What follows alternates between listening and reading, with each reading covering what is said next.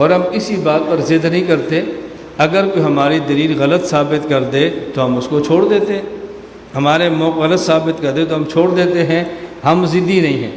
اس لیے جو ہم نے عقائد لکھے ہیں، اگر ان میں کسی کو آپ دلیل کے خلاف پیش کریں گے ہم رجوع کر لیں گے، ہم اس کے اوپر ضد نہیں کریں گے. محترم سامعین و ناظرین، دیوبندی اکثر یہ دعویٰ اپنی عام و خاص محفل میں کرتے رہتے ہیں، لیکن کیا یہ سچ ہے؟ کیا واقعی دلیل کے خلاف اپنی باتوں سے یہ لوگ رجوع کر لیتے ہیں اور ضد نہیں کرتے؟ آئیے آج کی اس ویڈیو میں اس تعلق سے کچھ اہم باتیں کرتے ہیں، کیونکہ پچھلے چند دنوں سے دیوبندی مذہب کے یوٹیوبر مفتی جناب امتیاز پلاموی اور میرے درمیان کے بحث و مباحثہ سے ممکن ہے ذہن کچھ بوجھل سا ہو گیا ہو، لہٰذا آج کی اس ویڈیو میں کچھ منفرد معلومات فراہم کرنے کی کوشش کرتا ہوں، اس امید سے کہ آپ حضرات کے علم میں دیوبندی مذہب کے تعلق سے مزید حقائق کا اضافہ ہو اور آپ حضرات دیوبندی مذہب سے اور بھی اچھی طرح واقف ہو جائیں. تو چلیں ویڈیو شروع کرتے ہیں. باطل کرد کریں گے ہم ہیں بریلی والے. محترم سامعین و ناظرین، یہ تو آپ کو معلوم ہے ہی کہ رشید احمد گنگوہی اور قاسم نانوتوی نے جو دین قائم کیا اس کا نام دیوبندی مذہب ہے، اور دیوبندی نہ صرف دیوبندی ہیں بلکہ وہابی بھی ہوتے ہیں، جس پر کئی ویڈیوز ہمارے رد باطل ری ایکشن یوٹیوب چینل پر اپلوڈیڈ ہیں. مثلا آپ اس ویڈیو کو دیکھ سکتے ہیں. اس ویڈیو کو ویڈیو کے آخر میں آنے والی ویڈیو میں شامل کر دوں گا اور ڈسکرپشن میں بھی اس کے لنک کو ڈال دوں گا تاکہ آپ بآسانی اس ویڈیو کو دیکھ سکیں اور جان سکیں کہ دیوبندی واقعی وہابی ہیں. تو سامعین، بتا یہ رہا تھا کہ دیوبندی نہ صرف دیوبندی ہوتے ہیں بلکہ وہابی بھی ہوتے ہیں، جس کا موقع محل کے حساب سے یہ دیوبندی مذہب کے علماء اور عوام اقرار و انکار کرتے رہتے ہیں. جی ہاں، کبھی یہ لوگ صاف انکار کر دیتے ہیں بلکہ قسم بھی کھا لیں گے کہ ہم دیوبندی وہابی نہیں ہیں، اور ایسی ایسی باتیں اور اس انداز سے باتیں کریں گے جس سے ان کے سچے ہونے کا گمان ہونے لگتا ہے.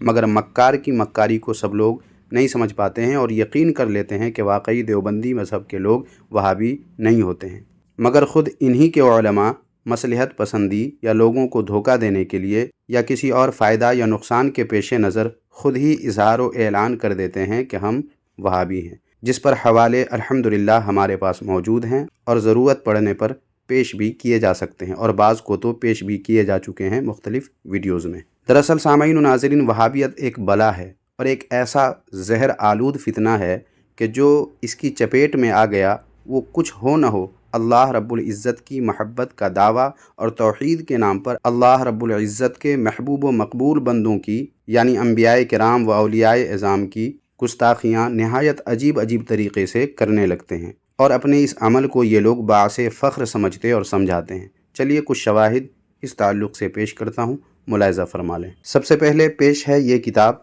تہمت وہابیت اور علماء دیوبند. اس کے صفحہ نمبر 127 پر دیکھیں کیا لکھا ہوا ہے. لکھا ہے: مسلک دیوبند کے لباس میں بھی کچھ لوگ ایسے ہیں جن میں وہابیت کے جراثیم پائے جاتے ہیں. سامعین، یہاں یہ اقرار کر لیا گیا ہے کہ دیوبندیوں میں بھی کچھ لوگ ایسے ہیں جن میں وہابیت کے جراثیم یعنی کیڑے پائے جاتے ہیں. اب یہ کتاب دیکھیں جس کا نام ہے دیوبندیت کی تطہیر ضروری ہے.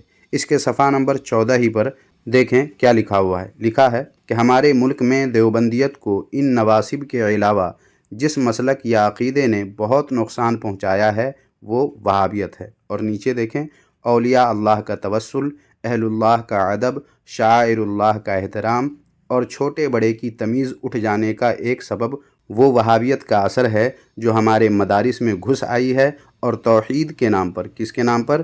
توحید کے نام پر طلباء حضرات اولیاء کرام رحمہم اللہ کو گستاخ آمیز جملوں کا نشانہ بنانے لگے ہیں. معلوم ہوا اس حوالے سے کہ دیوبندیوں میں اور ان کے مدرسوں میں وہابیت گھس آئی ہے، جس کا اثر کیا دکھ رہا ہے؟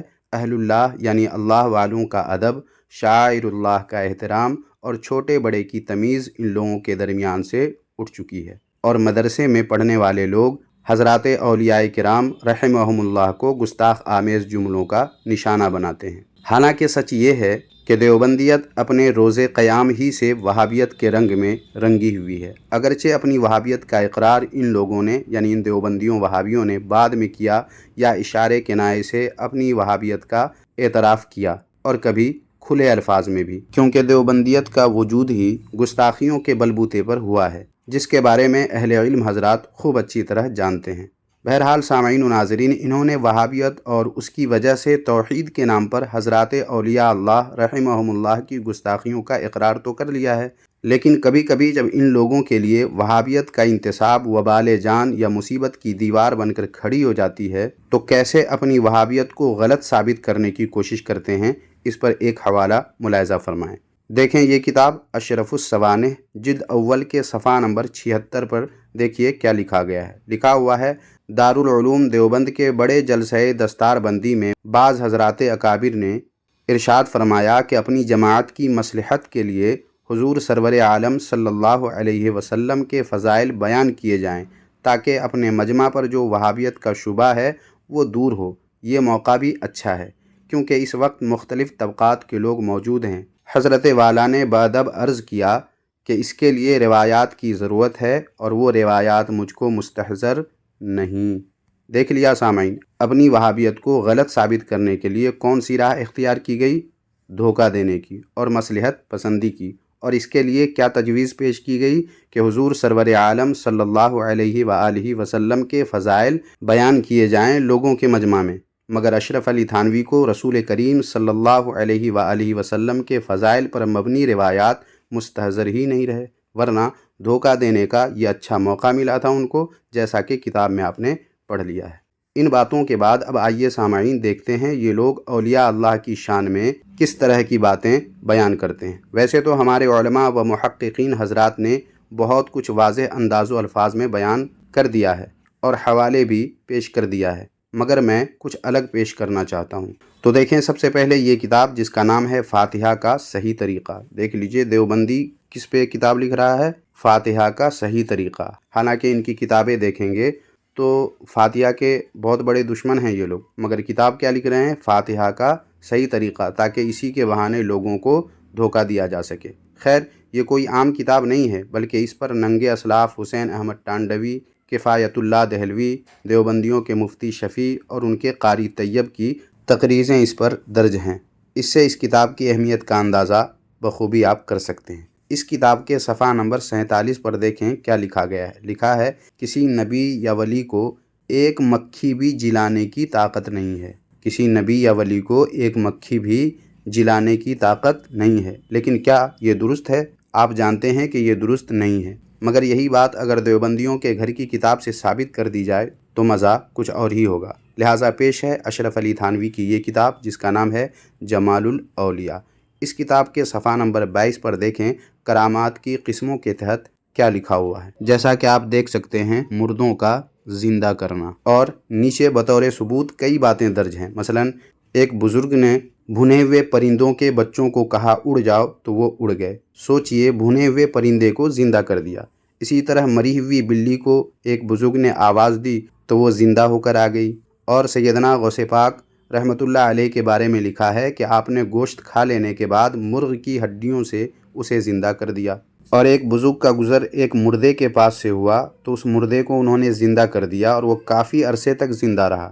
یہ سب اسی کتاب میں لکھا ہوا ہے، جیسا کہ آپ نیچے دیکھ سکتے ہیں، جو خط کشیدہ الفاظ ہیں اس میں آپ دیکھ سکتے ہیں۔ یہ ساری باتیں آپ خود پڑھ سکتے ہیں۔ مگر تنگ نظر دیوبندی وہابی نے کیسے بے باک ہو کر لکھ دیا کہ کسی نبی یا ولی کو ایک مکھی بھی جلانے کی طاقت نہیں ہے، حالانکہ کتنی طاقت اللہ رب العزت نے اپنے محبوب اور مقبول بندوں کو عطا فرمائی ہے، یہ انہی کے کتاب سے میں نے ثابت کر دیا ہے۔ یہ ہے وہابیت کا وہ اثر جس سے دیوبندیت اپنی جان لاکھ کوششوں کے باوجود چھڑا نہیں سکتی ہے۔ خیر سامعین و ناظرین، لگے ہاتھ اب ایک اور زبردست حوالہ دیوبندی مذہب کے گھر کی کتاب ہی سے ملاحظہ فرما لیں۔ دیکھیں یہ ہے کتاب انوار الباری، جو انور کشمیری کے افادات کا مجموعہ ہے۔ اس کی جلد 5 کے صفحہ نمبر 148 پر انور کشمیری کے شاگرد اور غالباً داماد بھی ہیں، جن کا نام ہے احمد رضا بجنوری، یہ جناب لکھتے ہیں کرامات اولیاء کرام، اور اس کے تحت لکھتے ہیں کہ علامہ ابن ابی جمرہ نے لکھا ہے کہ اس حدیث الباب سے اولیاء اللہ کی کرامات کا بھی ثبوت ہوتا ہے کہ وہ دور دراز کی چیزیں بھی دیکھ لیتے ہیں، دور دراز کی چیزیں بھی دیکھ لیتے ہیں اور چند قدم چل کر دنیا کے طویل راستے طے کر لیتے ہیں۔ اس لیے بعض اولیاء نے کہا ہے الدنیا خطوۃ مؤمن، یعنی ساری دنیا مومن کا ایک قدم ہے۔